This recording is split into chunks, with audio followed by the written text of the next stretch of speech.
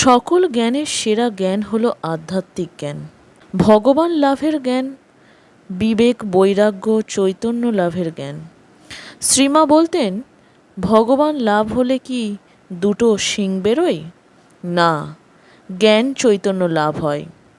আর শ্রী শ্রী ঠাকুরের আধ্যাত্মিক ভাবের চূড়ান্ত প্রকাশ যে ত্যাগ ও অনাসক্তি। ইহাও শ্রীমা বহু ক্ষেত্রে উল্লেখ করেছেন। ত্যাগই ছিল তাঁর ভূষণ। শ্রীমা বলেছেন, নির্বাসনা যদি হতে পারো তাহলে এক্ষুনি হয়। শ্রীমার ব্যক্তিগত জীবন ছিল আধ্যাত্মিকতার সর্বগ্রাহ্য একটি সহজ সরল দৃষ্টান্ত। বাইরে কোনো সাধন ভজনের আড়ম্বর নেই, অথচ প্রতিটি চিন্তা এবং কার্য হচ্ছে আধ্যাত্মিকতাময়।